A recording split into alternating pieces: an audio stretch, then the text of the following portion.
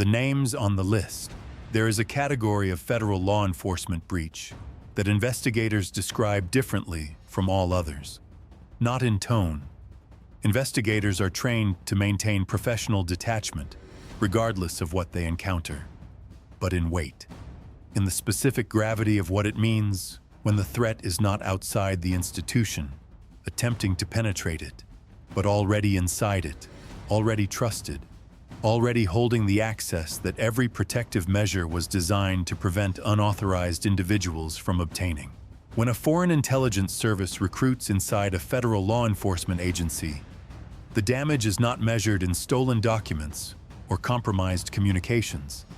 It is measured in human beings, in the identities of agents operating undercover in operations that depend, entirely and without exception, on those identities remaining unknown. An undercover agent whose identity reaches a hostile foreign intelligence service is not just operationally compromised. That agent is in danger. The people that agent has been building relationships with as part of the operation are in danger. The years of work that produced the access that made the operation valuable are in danger. The list that FBI counterintelligence investigators recovered during the operation, documented in this case, contained 23 names. 23 individuals currently deployed in active undercover operations targeting Iranian connected networks operating in the United States and in allied partner countries.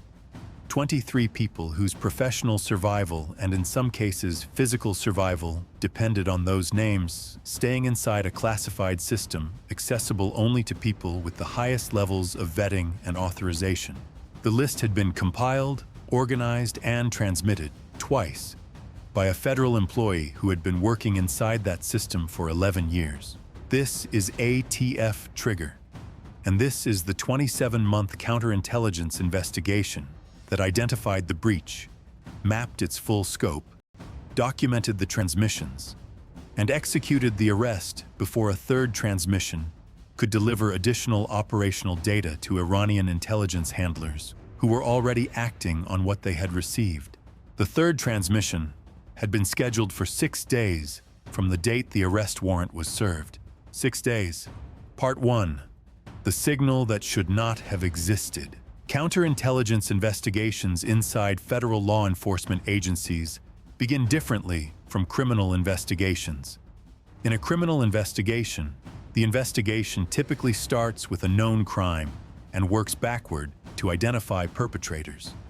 In a counterintelligence investigation, the starting point is often an anomaly, a signal in the operational environment that suggests something has been compromised, without yet identifying what was compromised or how. The anomaly that opened this investigation was an operational one. An undercover operation targeting a procurement network with suspected connections to Iranian state-linked entities had been running successfully for 14 months. When its subject, an individual who had been under surveillance and whose operational profile gave no indication of counterintelligence awareness, abruptly altered his behavior. The change was not dramatic. It was subtle. A shift in communication patterns. A reduction in operational activity. A series of logistical changes that the undercover operatives' analytical team noted and flagged as potentially significant.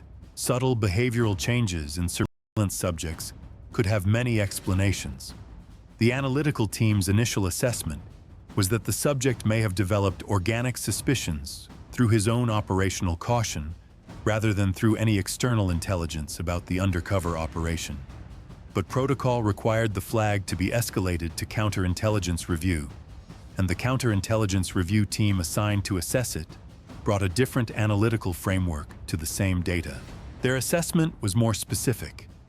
The timing, nature, and pattern of the behavioral change was more consistent with a subject who had received specific information about the operation than with a subject who had developed organic suspicion. The distinction was meaningful. Organic suspicion produces generalized defensive behavior. Specific intelligence produces specific behavioral responses. Targeted changes in the areas of operational activity that the intelligence identified as compromised. The counterintelligence team elevated the assessment to a formal inquiry. The inquiry's first question was, if this subject received specific information about this undercover operation, where could that information have come from? The answer to that question began with a mapping of every individual with documented access to the operational file for the compromised operation. The access log for a classified operational file of this type is itself a classified document.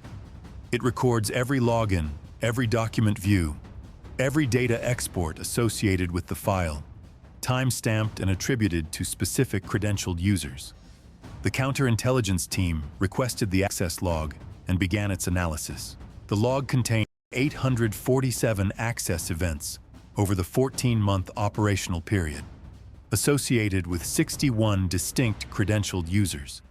Most of the access events were consistent with the operational and analytical functions that each user was known to perform.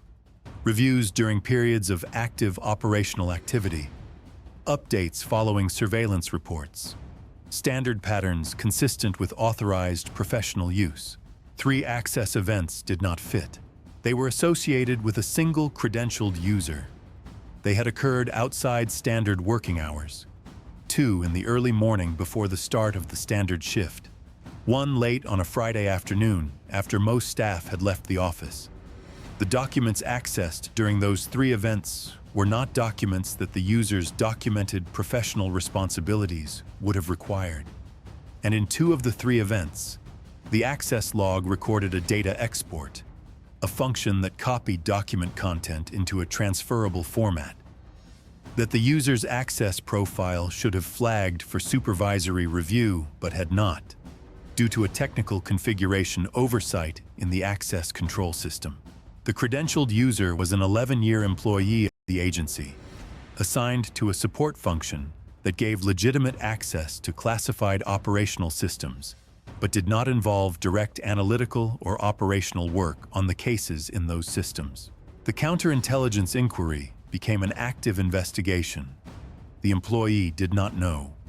The investigation was conducted under strict compartmentalization protocols that prevented anyone outside the core investigative team from knowing it was underway, including every supervisor and colleague of the employee being investigated, to prevent any possibility that the investigation itself would be compromised by the same channel through which the original breach had occurred.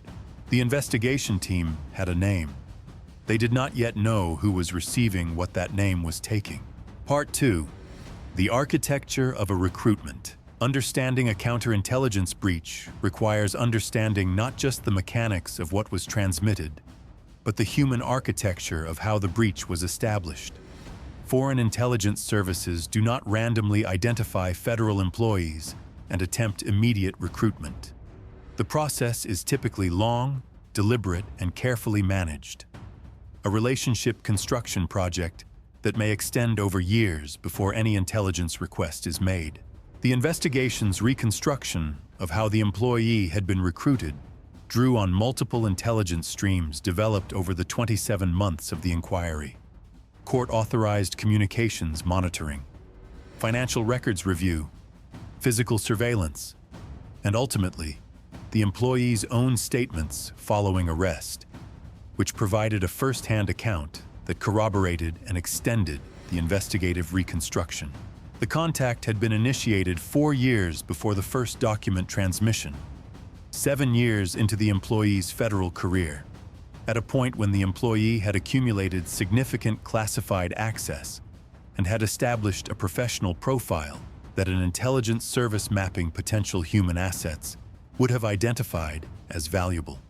The initial contact had been social, a professional networking event in a field adjacent to the employee's area of expertise, attended by the employee and by an individual who was later identified as an officer of Iranian intelligence operating under commercial cover in the United States. The relationship had developed gradually over 2 years of intermittent contact, social meetings, professional conversations, a pattern of interaction that would have appeared entirely unremarkable to any observer. Two professionals in related fields maintaining a casual acquaintance. During this period, no intelligence requests were made. No classified information was solicited. The relationship was, during this phase, entirely about relationship construction, establishing trust, identifying vulnerabilities, building the personal connection that would later be leveraged. The vulnerability that was ultimately exploited was financial. The employee had accumulated significant personal debt over a period of several years, a situation that was not visible in any professional context, but was documented in financial records that the investigation accessed through court-authorized review. The Iranian intelligence officer, by the time of the financial conversations, a trusted professional contact of 4 years, introduced the topic of financial assistance in a context that was framed as personal support from a friend rather than a transaction. The first payment was $15,000, transferred through a channel that made it appear as a personal loan from an individual in the commercial sector. It was followed by a request, framed as a casual professional inquiry, something the intelligence officer claimed personal curiosity about, for a general description of how certain classified operational processes worked. Not specific names, not specific operations, a general description. The employee provided it. From that point, the pattern escalated incrementally over the following 18 months, until the first formal document transmission occurred.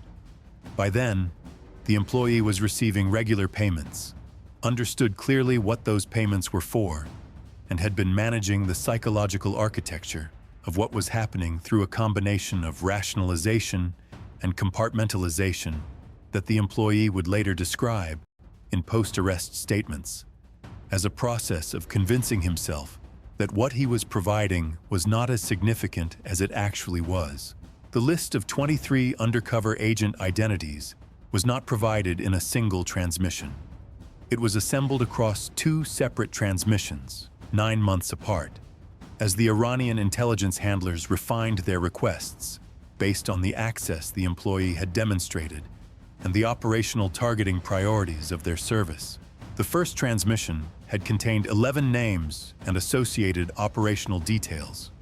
The second had contained 12 additional names, operational context, and geographic deployment information that, combined with the first transmission, gave the receiving service a comprehensive picture of a significant portion of the agency's current undercover deployment in Iranian adjacent operations.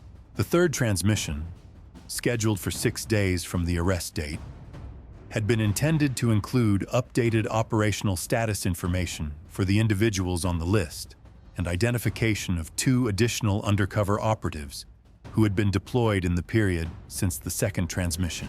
The investigation stopped it. Part 3, 27 months and the case that built itself around patience. The decision to extend the investigation for 27 months rather than arrest the employee at the earliest point at which sufficient evidence existed for prosecution was not made lightly. Every day the investigation continued was a day during which additional classified information could potentially be transmitted. The counterintelligence team was monitoring the employee's communications under court authorization, but monitoring is not the same as interception. There was always the possibility of a communication channel that had not been identified, a transmission method that was not being observed. The decision was made on a calculation. An early arrest would secure a prosecution, but would leave the full architecture of the breach unmapped. The Iranian intelligence handling structure, the chain of officers, cutouts, and communication infrastructure connecting the employee to the service that was directing the operation, would remain intact. The handlers would simply disappear into their cover identities and be reassigned. The asset they had cultivated would be gone, but the infrastructure that produced him would remain available for the next recruitment. 27 months of patient investigation built a picture that an early arrest would never have produced. The counterintelligence team identified the primary Iranian intelligence officer who had managed the initial recruitment. The individual the employee knew as a professional contact in the commercial sector. Through analysis of travel records, financial transactions, and communications metadata developed through court-authorized processes, investigators identified 2 additional individuals who served as cutouts between the employee and the intelligence services handling structure. And through sustained financial forensic work, they documented the full payment history.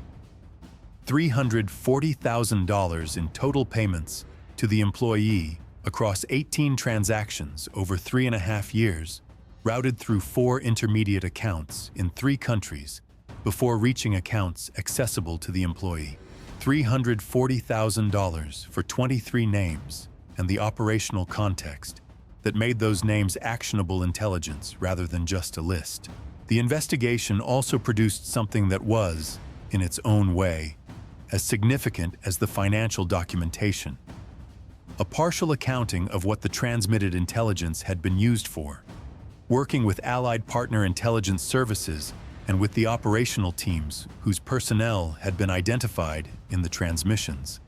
The counterintelligence investigation documented 3 specific operational disruptions in allied partner countries that were directly attributable to intelligence received from the breach.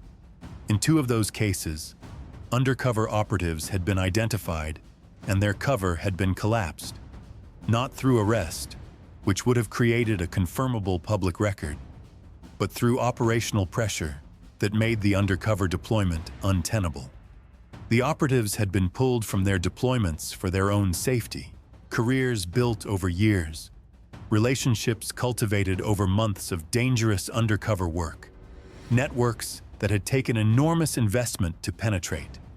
Gone, because 23 names had been on a list that should never have left a classified system. 2 of the 23 individuals identified in the transmissions had been relocated as a precautionary measure during the investigation, moved out of their deployment environments without explanation to operational partners, under protocols that the counterintelligence team had activated with weeks of recovering the full list from the employees' access logs. Those relocations had been protective, whether they had been necessary, whether the names of those 2 specific individuals had been acted upon by the Iranian service, remained an open question that post-arrest intelligence work would spend months attempting to resolve. The remaining 21 continued their deployments under enhanced security protocols, while the investigation ran its full course. Part 4. The arrest and the accounting. The arrest was executed at the employee's residence at 6 a.m. on a Tuesday morning, 6 days before the scheduled 3rd transmission, by a team of FBI counterintelligence agents who had been briefed into the full investigation. The employee was taken into custody without incident. Digital forensic teams executed simultaneous search warrants at the residence and at the employee's workplace, securing electronic equipment, storage media, and physical documents under a comprehensive evidence package that had been built over 27 months of meticulous investigation. Simultaneously, federal agents in 2 allied partner countries, operating through existing law enforcement cooperation frameworks, executed coordinated actions against the Iranian intelligence cutout infrastructure identified during the investigation.